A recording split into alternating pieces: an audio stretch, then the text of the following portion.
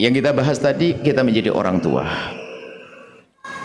Sehingga kalaupun kita mendidik anak di pondok, ulamanya seorang murabbi dan seterusnya, sampai di rumah ternyata kita suka ribut, anak juga rusak lagi mentalnya.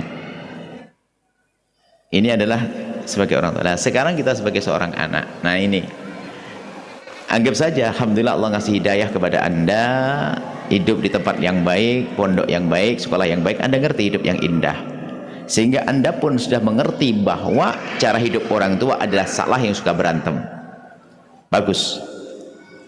Sehingga pertama yang harus kita hadirkan, kita lakukan adalah meyakini bahwa cara hidup orang tua itu adalah salah, sehingga kita akan menjauhi kehidupan itu. Harus itu. Aku tidak boleh seperti itu. Harus itu yang harus dikuatkan di diri kita.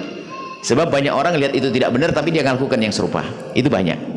Sudah ngerti itu salah, tapi marahan juga dia sama suaminya. Berarti dia nggak sadar yang sesungguhnya. Jadi pertama adalah, maka termasuk dalam segala bentuk ketidakbaikan yang kita lihat, kalau kita melihat apapun, pertama kali Anda katakan, saya tidak boleh seperti itu dulu. Kemudian bersyukurlah kalau Anda sadar, Anda menyadari itu ketidakbaikan, Anda bersyukur. Anda menyadari itu ketidakbaikan, Anda syukuri. Nah, kemudian langkah selanjutnya apa? Setelah Anda mengatakan rasanya aku tidak boleh seperti itu, nggak boleh aku seperti itu, langkah selanjutnya adalah Anda jadi juru damai dong. Mulai membuat pendekatan kepada orang tua semaksimal mungkin. Anda sudah ngerti ilmu hari ini. Nggak boleh Anda memihak kepada ibu, nggak boleh Anda memihak kepada ayah. Dengan kecerdasan Anda sebagai seorang santri, pastikan bahwasanya ibumu sangat percaya denganmu. Sering mojok dengan ibu, ngomong berdua yang manis dengan ibu. Dapur, membangun komunikasi yang baik dengan ibu. Di sisi lain, kalau ketemu ayah, ngomong dengan ayah yang indah. Di saat terjadi perbedaan berdua, perbedaan ayah lagi berantem, hanya mengatakan ayah, umi, kalau perlu setelah selesai minggir. Jangan menampakkan Anda membela, biarpun Anda tahu satu yang salah adalah ayah. Saat itu yang salah ayah, kamu tidak boleh, ayah nggak boleh begitu. Anda di barisan ibu langsung. Setelah itu nggak akan bisa membangun keindahan. Kalau Anda melihat ayah salah, oke, ibu yang benar. Nanti setelah selesai pindah ke tempat yang berbeda, Anda bisik pada ibu, ibu yang sabar ya, ibu, masya Allah, ibu, dan ibu gini, ibu yang tabah, ada pahalanya ibu begini. Giliran ke ayah pun juga tema, ayah, masya Allah, saya sayang banget sama ayah imam di rumah ini, ayah ya gini. Ditanya, ayah sayang enggak dengan saya? Ayah, mohon maaf, tadi kami dengar ayah ngomong apa tentang ibu, atau saya salah dengar? Jangan langsung ayah nggak boleh begini, biar ayah dulu menilai. Diajak disuruh. Ini nggak bisa serta-merta. Pokoknya membangun kedekatan dulu, baru akan terbangun komunikasi setelah itu. Kurang lebih seperti itu, sampai ayah mengatakan, ya nggak, ayah, saya sangat sayang banget sama ayah, cinta sama ayah. Tapi ayah, kami tidak ingin dong kalau ayah marah-marah ya, maafin sambil. Atau, nah, termasuk diantaranya cara mengingatkan orang yang lebih tua, lebih tinggi makomnya, orang tua atau suami atau istri orang yang sangat dekat. Ada beberapa cara. Yang pertama adalah harus dua paling tidak. Anda mengingatkan ayah yang salah atau ibu yang salah, nggak boleh langsung Anda nasihati, nggak bisa. Ini secara umum. Kalau kita menemukan ayah kita salah, suami salah, istri salah, kadang nggak gampang loh ya, diingatkan tuh bisa saja bantah. Maka yang pertama, kebenaran tidak harus Anda ucapkan saat itu.